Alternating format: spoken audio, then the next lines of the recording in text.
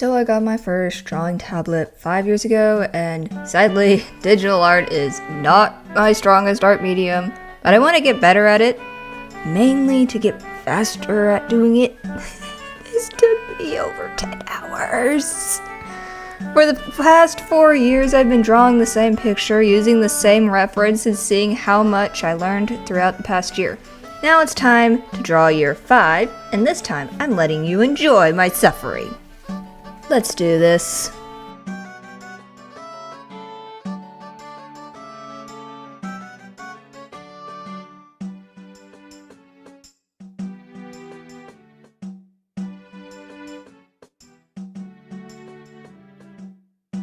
So today I'm drawing Princess Hilda from Zelda: A Link Between Worlds. And this was the reference I used for every single past version, so I'll be using it again. Sort of.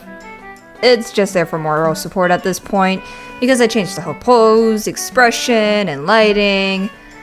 I also tweaked the colors more to my liking, so I guess this picture is there for inspiration purposes only. I don't use the original reference for 2 reasons. First, I'm pretty sure it's AI, and sadly it took me 5 years to realize that. Second, I liked the vibe and expression of the previous year's version a lot more. The darker colors in contrast to the bright light that I drew emanating from her staff in every previous picture is definitely an artistic liberty that I'm not passing up. If you've watched my video on my digital art process, or if you haven't, let me refresh your memory. Every year since starting digital art, I have upgraded my style on how I like to draw certain things, mainly landscapes and characters. And for this year, my style is summed up as dramatic posing, colored line art, dramatic lighting, and bold colors. And if I can squeeze it in, rim lighting. So in short, I'm going to do all of this in the redraw. The staff being a bright light source and the dark background is perfect for some epic dramatic lighting. I did the same thing to the previous drawings, but I fully believe that I can do better this year. I think I'm getting ahead of myself. This is a speed paint after all, so why not explain things during the speed paint? Let's start with the sketch. For this picture, I wanted to test my ability to draw a more dynamic pose, even though she is just going to stand there while holding a staff. Speaking of staff, in every picture from the previous years, it has the staff kind of just floating in space. So for this picture, I made sure that Hilda is definitely holding it.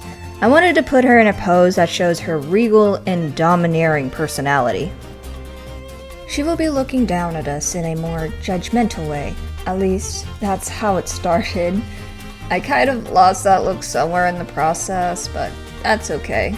The result is still good. The sketching phase is probably my favorite part of this speed paint, at least the most enjoyable part. There's something about watching everything slowly show up and be put into place that's calming. And the way it looks is really pleasing, regardless of how messy it is. Don't get me wrong, I enjoy the entire art process, the sketching just happens to be my favorite part. For now. As you can see, the entire position of Hilda has changed from the previous iterations. We see more of the body, we see her hand, her shoulders have more of a tilt. I find it interesting that a few changes can make a standing pose feel more alive and dynamic, and also show more personality. All of which I wanted to add to this year's interpretation. You'll also notice that I draw with more than one sketch. The first one is the general sketch, where I figure out the general placement and posing of the character. This takes me about 5 minutes at most. The second one is a cleaner sketch, where I break the general shapes into more accurate representations of what I'm drawing. I'd lower the opacity of the first sketch and draw over it and make the arms look like actual arms instead of boxes or sticks, and making the armor look like armor. The hand! I feel like I spent an entire hour on this hand, though it probably wasn't. I tried redrawing it over and over again, and I couldn't get it right, even with a reference. I don't understand. Some days I can draw hands first try, no problem, and other days I have lost all ability to draw. Make it make sense, please. What I had to do was hide the rest of the sketch and solely focus on the hand, even enlarging it so I could see every detail correctly. I had to build it up really slowly, like agonizingly slow. Once I have a decent hand drawn, I then attach it to the rest of the arm in the position I want. I had to adjust the arm to match the angle, but there is no way I am redrawing this hand again. I can honestly say drawing the armor was refreshing after the hand battle. The hardest part about it was me trying to draw straight lines. At this point, I had another picture of Hilda off screen, so I know how the armor is supposed to look. My previous drawings had little to no detail, and the reference had detail that looked odd and inconsistent. There's no real way of designing her armor. I've seen several different takes on it, but this isn't ideal to draw since I don't understand how the pattern is supposed to look without her hair completely covering it. I don't use the other shoulder piece because, well, how would you interpret that? So extra reference on the side for details, and we can see her belt now, so I need to know how that looks. I also added extra details like rings that connect the centerpiece to her shoulder pieces. That's something that isn't part of her original design. She has like 2 extra squares of metal that act like the connectors, I guess. To me it looks a little too bulky and impractical, so artistic liberties were taken. The rest of the detail was tricky. If there's one thing I'm not the best at drawing, it's curved lines. I tend to make things more sharp and bulky, so delicate patterns aren't my strong suit. This took me a while to do, but it turned out really good. It's detailed without being overdone. I tried to copy-paste the same design on the other shoulder piece so I didn't have to do more curvy lines, but that failed. So, whatever. Adding delicate detail like this definitely helps sell the look of a princess, and the harder edges shows strength and stability. At least in my opinion.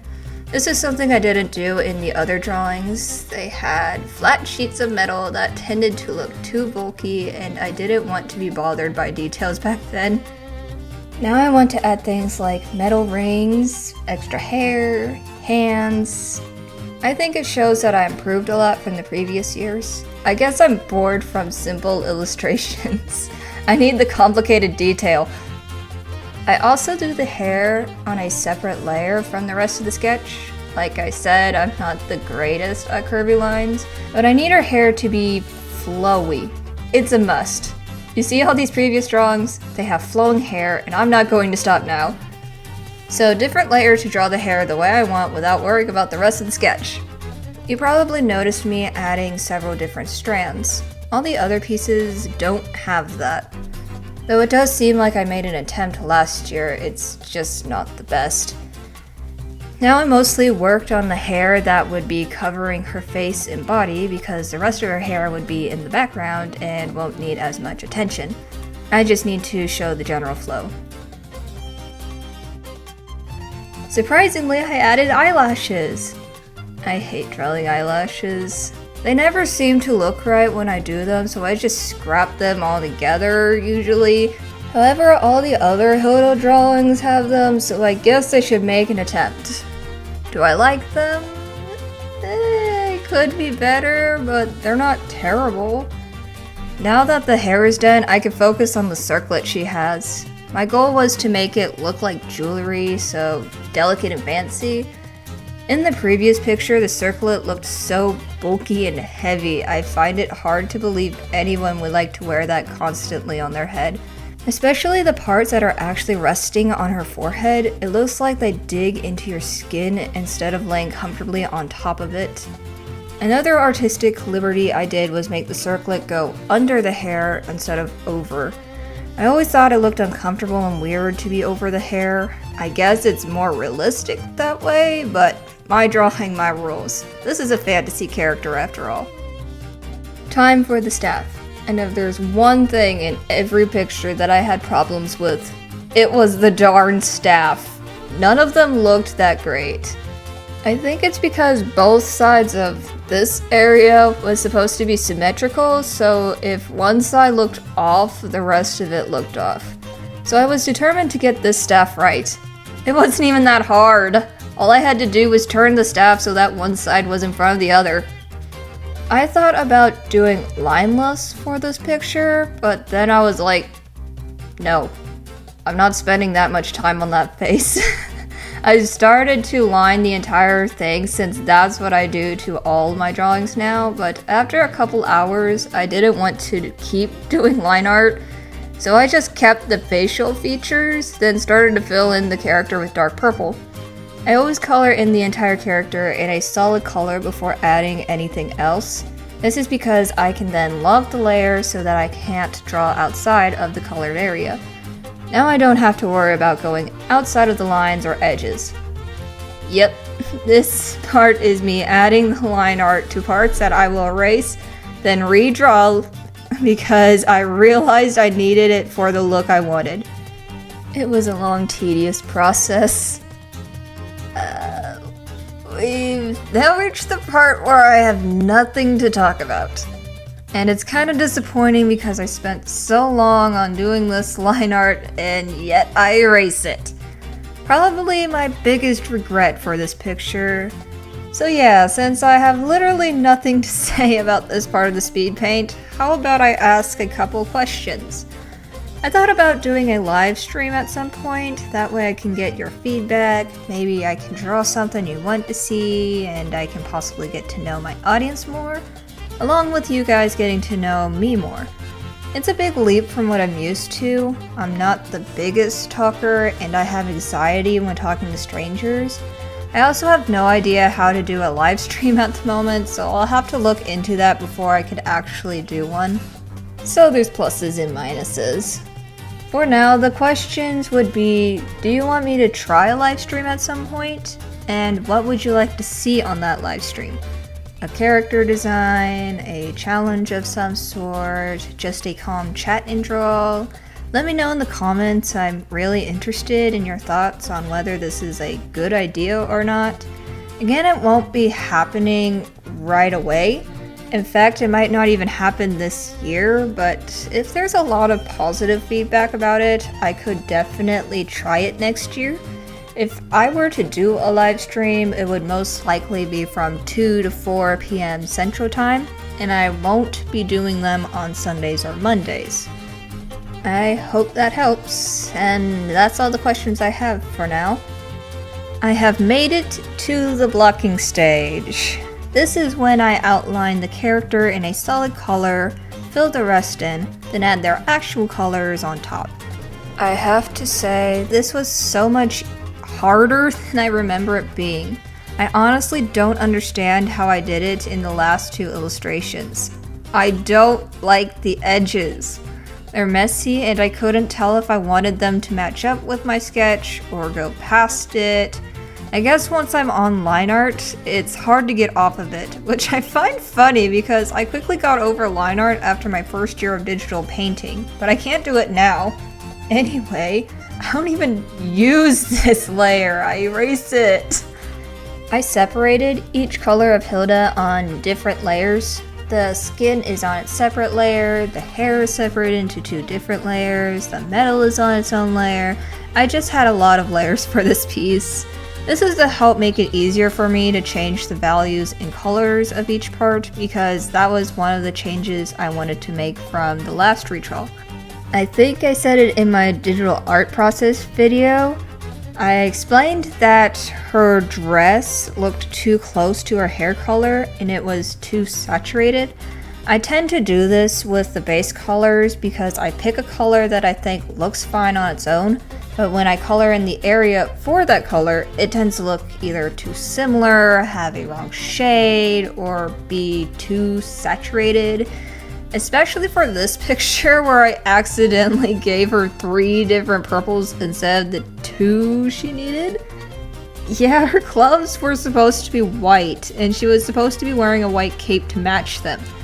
Sadly, I made the mistake of looking at the reference picture and copied its purple gloves in lack of a cape. So it does make it harder on me because each purple should look different from the others, but I don't see it as that big of a deal for her to have purple gloves instead of white. And honestly, she doesn't need the cape. I did keep all of the metal on the same layer, the belt, the shoulder pieces, the circlet and staff, all of it. The only inconvenience was I needed to erase where her fingers overlapped the staff, which wouldn't have been a problem if I didn't decide to draw the hand in the first place. A lot of unnecessary difficulties could have been avoided if I had just stuck to the original reference. Now I'm adding the second hair layer. The first one was the hair that is behind her, where it's going to be darker and behind everything. So that layer is on the bottom. The layer I'm doing now is on the top. This is because it's going to be more detailed, more saturated, and it's overlapping all of the other layers, which sadly means no one is going to see all the details I added to the armor. Oh well. I have finally made it to the rendering stage, and I usually always start with the eyes, but this time I thought it would be better to start with the rest of the skin first to get the general idea of how the lighting is supposed to look. There is a bright yellow light emanating from the staff she is holding, so I need all the sections of the face that point away from that light to be in shadow. This is easier said than done. So I added another layer and started to shade all the areas that I thought should be in shadow. To make things quick and easy, I did it all in self-shading, which is why the shadows have a very hard edge. Once I finish adding the general shadows, I can then come back to smooth the edges out with a soft airbrush.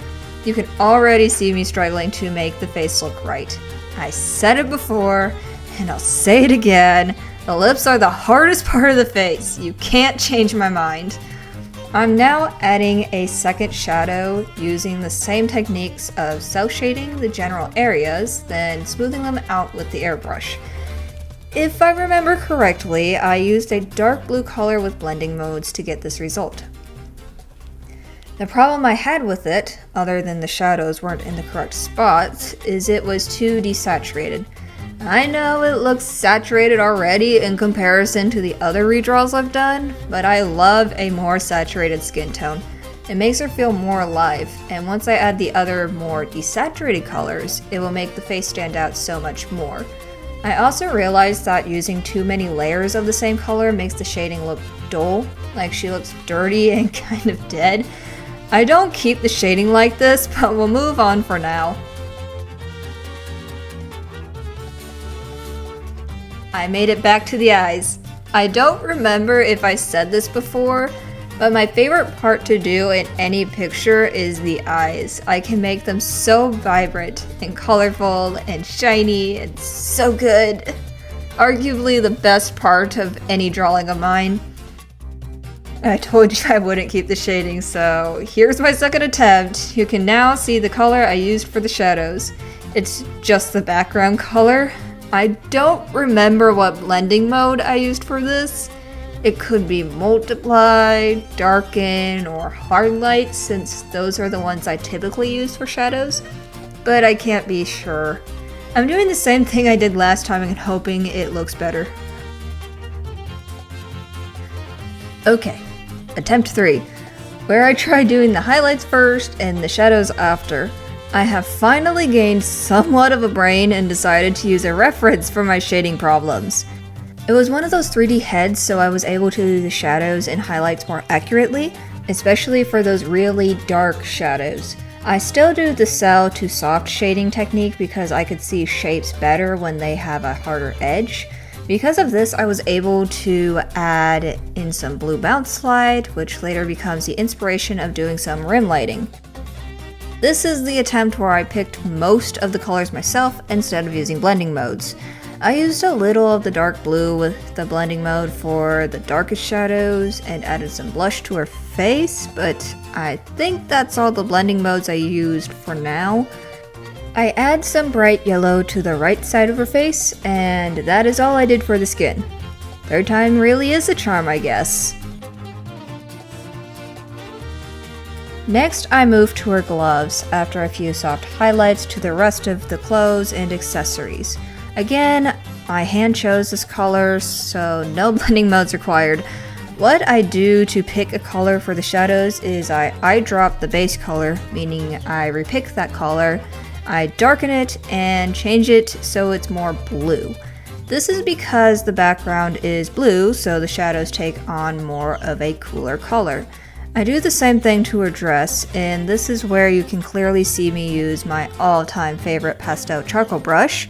Lower the opacity and I get a more painterly aesthetic instead of the smooth digital look. I like the look of both styles, but I decided to use more texture this time. I think this is a good time to say that off camera I did the line art. Everything now has a hard edge that looks a lot better than it was without the line art. It took me so long to do. I should have just done it all earlier. Doing the metal was so fun. I love doing metal, especially when you somehow make it look good. How I shade metal is I use very rich dark shadows and super bright highlights, and you don't blend the two.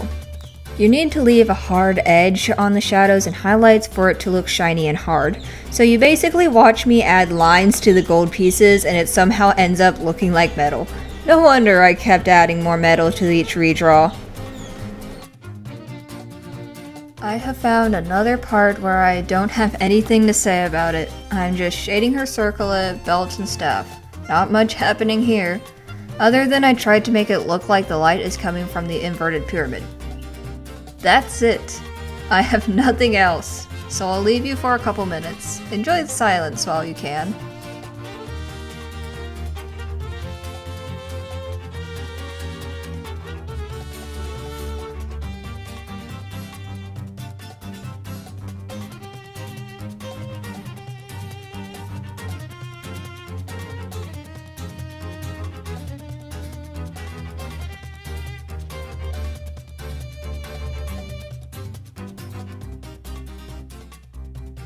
So the red jewel on her head. Originally I was going to do a similar style to what I had in the last redraw, but I looked at an actual reference of Hilda and the jewel was actually round. Well, makes things easier for me. Shade a sphere, add a bright highlight, and we are all set.